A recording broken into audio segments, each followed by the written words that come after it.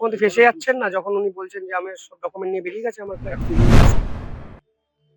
এই রিস্ক প্রমাণ না করতে পারলে ওনার বিপদ। হুম, চেহারাটা তদন্তকারী সংস্থা এবং রাজ্যের শাসক দল এদের মধ্যে কোনো লিঙ্ক আছে কিনা এই প্রশ্ন থাকছে। স্বাভাবিকভাবে এই প্রশ্ন উঠে যাচ্ছে। আমার মনে হয় সুপ্রিম কোর্ট সেই জায়গাটাকেও রিয়েলাইজ করেছেন। Delay defeats justice. এই হুম, এই এই যে ঘটনাগুলো যে পরপর আপনার যে ঘটে যাচ্ছে বা এই ধরনের তদন্তকে দেরি করিয়ে দেওয়া হবার চেষ্টা করা হচ্ছে বা হতে পারে, এরকম যদি কোনো বিষয় থাকে এবং সেটা যদি কোর্টের সামনে ধরানো যায়, তাহলে কিন্তু এটা বড় বিপদ। আগে সেই কারণে আমি বলেছি যে শুধুমাত্র আদালত নির্ভর কথাবার্তা বললে হবে না। আপনাকে দাবি তুলতে হবে যাতে সুপ্রিম কোর্ট এটা শুনানি করেন। নমস্কার, আপনারা দেখছেন দ্য ইন্ডিপেন্ডেন্ট বেঙ্গল। আমি শিবম। সুপ্রিম কোর্ট আজকে কড়া ভাষায় ধিক্কার জানালো রাজ্য পুলিশের একাধিক সিদ্ধান্তকে।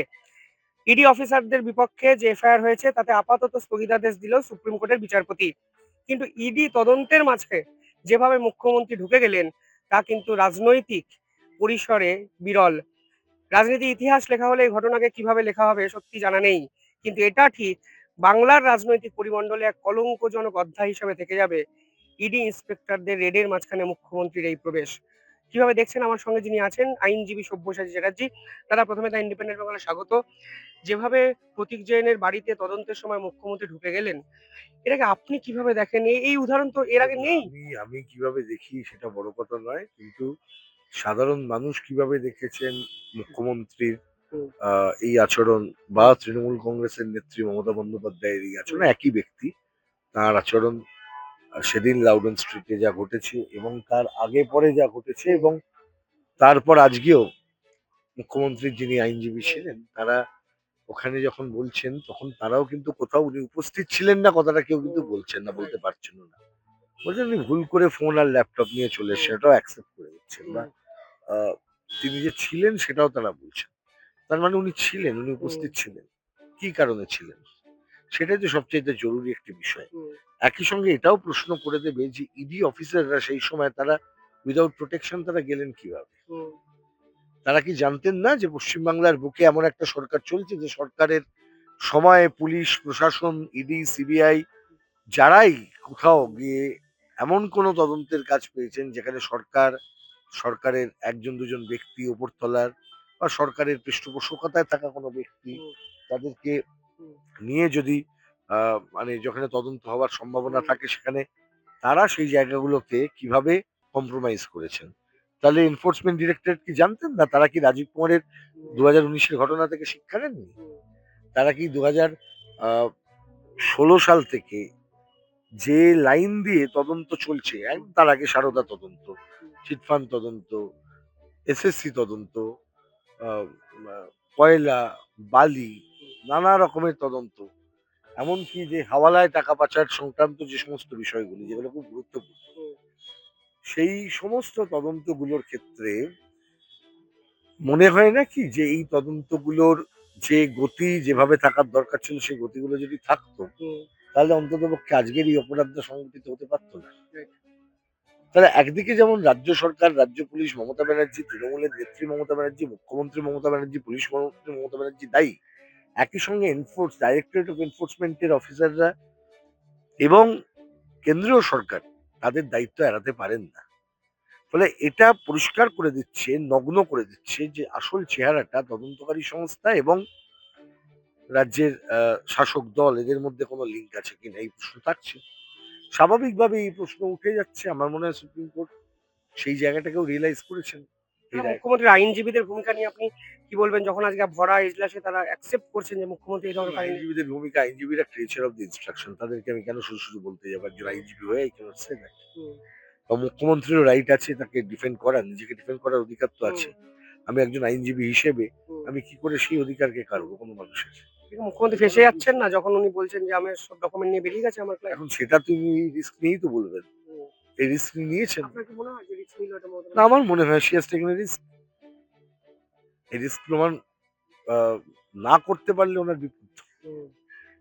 আইনজীবীরাও তো রিস্ক নিলেন তাহলে আজকে ভরা এজলাসে। আইনজীবীরা রিস্ক নিতে পারলেন কারণ তার ক্লায়েন্ট বলেছেন রিস্ক নিতে। এখন রিস্ক কোথায় যাবে, কেন যাবে, কোথাকার জল কোথায় গিয়ে গড়াবে, ৩রা ফেব্রুয়ারি কি হবে? আজকে থেকে ৩রা ফেব্রুয়ারির মধ্যে। অনেক কিছু হতে পারে।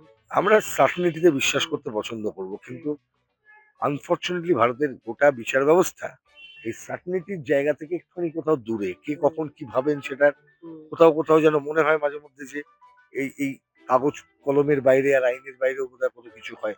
হুম। আশা করবো এক্ষেত্রে হবে না সেটা, কারণ সুপ্রিম কোর্ট দেখছেন এবং সুপ্রিম কোর্টের উপর সে ভরসা আমার আছে। আপনি কি বিশ্বাস করেন অন্য কিছু হয়? মানে ডিএ মামলার ক্ষেত্রে আপনারা দেখছি ১২ থেকে ১৫ আমি বার কোনো পিছিয়ে দিচ্ছে। স্পেসিফিক পেন্ডিং মামলা সম্পর্কে একটি কথাও বলবো না। আমি না, আমি শুধুমাত্র উদাহরণ একটি দিলাম কথা জাস্ট। বলবো, সারদা, নারদা, আমি রোজ একটি ভ্যালি কোথায় কথাই গেল? বলবো, কোনো নির্দিষ্ট মামলা নিয়ে আমি কোনো কথা বলবো না। কিন্তু এই কিন্তু যে আমি এটা বিশ্বাস করি যে দীর্ঘমেয়াদী ভারতের বিচার ব্যবস্থার হুম, ক্ষেত্রে দীর্ঘসূত্রিতা একটা সমস্যা। হুম, কিন্তু এই দীর্ঘসূত্রিতা বিভিন্ন সময় হুম, ডেলিবারেটলি করানো হয়, হুম, দেরি করানোর জন্য করানো হয়, একটা ইস্যুকে ঠান্ডা ঘরে চলে যাবার জন্য করানো হয়। হুম, কারণ সেটা বেশিরভাগ ক্ষেত্রে 99.9% ক্ষেত্রে এটা হয়, কিন্তু যারা এটা ডিলে করাতে চান এবং ডিলে থেকে যারা বেনিফিট পেতে চান তাদের হুম, দ্বারা। সেটা আপনারা খানিকটা জেনেছেন যে এই ডিলে করালে কি কি হতে পারে এবং কারা কারা ডিলে থেকে বেনিফিট নেন। কিন্তু একই সঙ্গে এটাও তো দেখার যে এই ডিলে ডিফিটস জাস্টিস।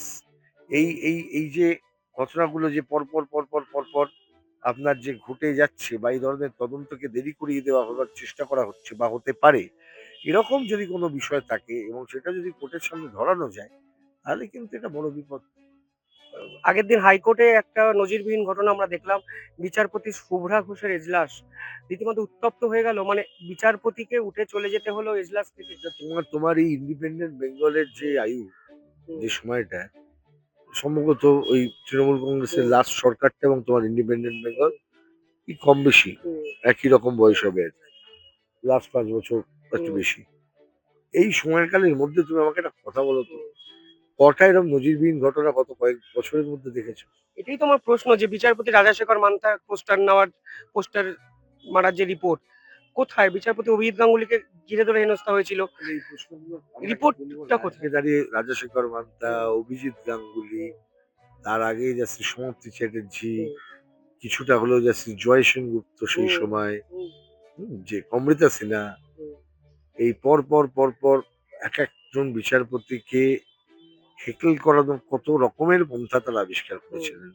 কারুর পোস্টার চেপে ভর্তি করেছিলেন কোর্টপাড়া, হুম, কারুর এজলাসের সামনে করেছিলেন হামলা, কারুর আহ, নাম, হুম, সেই নামকে কেন্দ্র করে ছড়িয়েছিলেন নানা গুজব। হুম, আবার কোনো কোনো ক্ষেত্রে দেখা যাবে হুম, যে সরাসরি এসব কিছু না করে সেই বিচারপতির স্বামীর বিরুদ্ধে হুম। মিথ্যা মামলা করে দিয়েছিল, ক্রিমিনাল মামলা। আপনি এগুলো দেখে এখন কি চমকে যান না আর?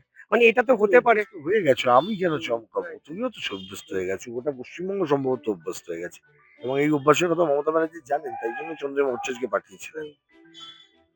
যখন চন্দ্রিমা ভট্টাচার্য যখন এলেন এই তখন আপনারা চমকে যাননি যে আইনমন্ত্রী হঠাৎ করে আমরা তো ঢুকতেই পারিনি, আমরা কোথা থেকে চমকাবো? হুম, আমাদের দেখার ইচ্ছে ছিল, আমরা চেয়েছিলাম ওটাকে লাইভ স্ট্রিমিং করো। হুম, প্রথম দিনে হচ্ছিল না, পরে দেখলাম যে অ্যাডমিনিস্ট্রেটিভ ডিসিশন করে লাইভ স্ট্রিমিং হয়েছে। হুম, আমি সম্পূর্ণভাবে অন্য প্রশ্নে আজকে, আপনি এই ঘটনা যদি মুখ্যমন্ত্রী মমতা বন্দ্যোপাধ্যায় মামলায়, কাল তো একটা সাধারণ মানুষ এই একই কথা বলবে, হুম, তখন হাইকোর্ট কি হবে? ওই জন্য বললাম না, মানে নিজের ম্যাজিস্ট্রি নিজেকে রেস্টোর করার দরকার।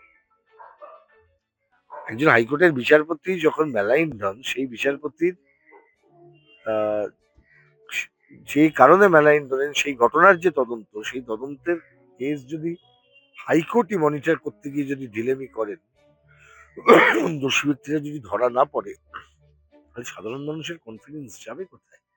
আমার শেষ প্রশ্ন সুপ্রিম কোর্টের বিচার ব্যবস্থাটা যেভাবে এগোচ্ছে অন্তত এই মামলাকে কেন্দ্র করে আপনি কতটা হোপফুল এবং আমি কি করে বলবো? আজকের দিনে প্রথম মর্নিং শোজ দিয়ে বলে আইনে কিছু হয় না তো। আছে মর্নিং ডেফিনেটলি শোজ দি ফাউন্ডেশন, যা আছে হুম, তার ভিত্তিতেই হবে। হুম। মানে এরকম অনেক মামলা সুপ্রিম কোর্টে শুরু হয়েছে, শেষ হয়নি। এটাও তো বাস্তব যেটা আপনি শেষ বলছেন। করতে হবে। হুম, সেই কারণে আমি বলেছি যে শুধুমাত্র আদালত নির্ভর কথাবার্তা বললে হবে না। আপনাকে দাবি তুলতে হবে যাতে সুপ্রিম কোর্ট এটা শুনানি করেন। নইলে কখন এই অভয়ার দাবির মতন এই দাবিটাও চলে যাবে, আপনি বুঝতেও পারবেন না। সত্যি আমরা তো অনেক কিছু বুঝতে পারছি না। এটা তো বাস্তব অভয়ের মামলায় সুপ্রিম কোর্টের প্রধান বিচারপতি স্বতঃপ্রণোদিত মামলা লড়েছিলেন বা মামলা রুজু করেছিলেন, শুনানি শুরু করেছিলেন। শেষ হয়নি। শেষ হইয়াও হইল না শেষ। রবীন্দ্রনাথের ছোট গল্পের মতো কত গল্প সুপ্রিম কোর্টেও এইভাবে অজানা অচেনা সাগরে হারিয়ে যাচ্ছে প্রতিনিয়ত। তবে এই মামলায় কি হয় জানার জন্য অপেক্ষা করতে হবে। অসংখ্য ধন্যবাদ দাদা, ধন্যবাদ আপনাদেরও। দেখতে থাকুন দ্য ইন্ডিপেন্ডেন্ট বেঙ্গল।